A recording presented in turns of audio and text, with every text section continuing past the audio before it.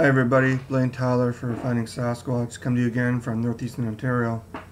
Okay, so here's a report from the mid-90s of a reluctant witness who decided to come forth because I ran into him while I was out hiking and kind of scouting for a location to do like a skunk ape, swamp ape kind of video.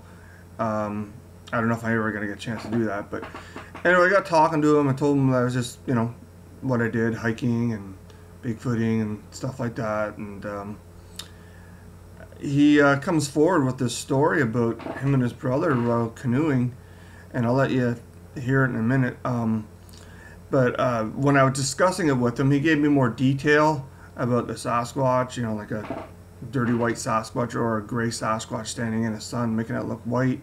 That was watching him and his younger brother canoe by, and then he was shocked, and by the time he shook his brother, that the Sasquatch noticed it was spotted, it took off running, and that's what the brother seen. But I decided to post it because while I was talking to him, he turned to his buddy and said, "Remember that time we were fishing and we spooked that animal that went crashing through the woods, and we heard all the heavy footfalls and the big branches being broke?" And said, "There's no way that was a bear. And where these guys, the area these guys were talking about, there's no moose." So that's pretty interesting. So here's the report, and everyone can make up their own mind. Alright, so I'm just hiking along and I ran into some guys fishing. And what's your name, sorry?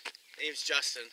Justin. And I got a story to tell. I'm 34 now, but when I was about, I'd say 11, 12 years old, I was over at my dad's cabin, and this is at southeastern Ontario, and close to the Great Lakes, Anyways, so we're on this one lake, and there's only like 4 cottages on the whole lake, and they're all American, and they weren't there.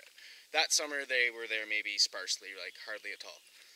So anyways, I was out in the canoe with my brother, and we were just out in the middle of the lake, so to speak, and no reason at all. It was a nice day, and I just looked over where the trees were, and I literally saw something staring back at me, and it was covered in white fur, and it was probably about 6 feet, a little taller than me. I'm only 5'9", so he was about 6'2", 6'5", I don't know, pretty big, and it was all full of white hair, and it kind of had like a brown face.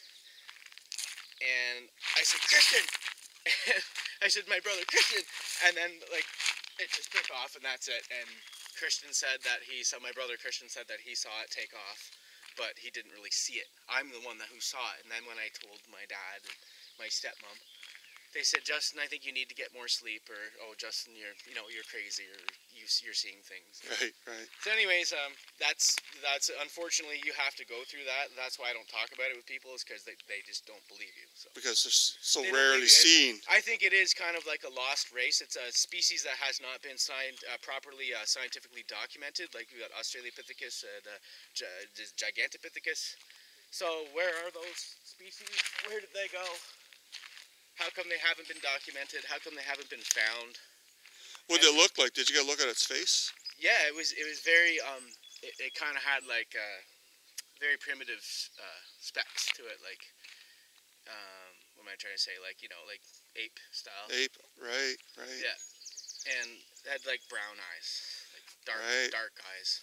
Right. Yeah, That's and awesome. it was just, I remember it almost looked like it was an older one. What year would you say? That would have been.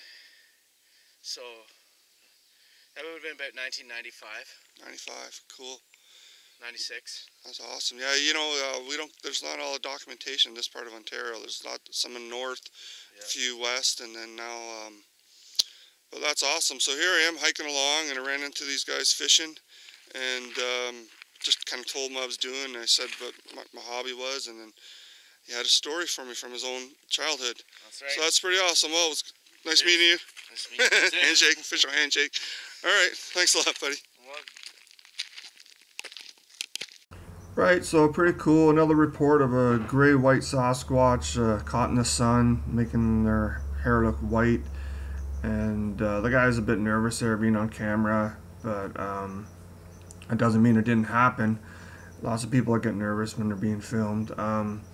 Anyway, pretty cool finding out about another report from the shoreline. And if you don't ask or bring up the topic, you never find out. Anyway, thanks for watching.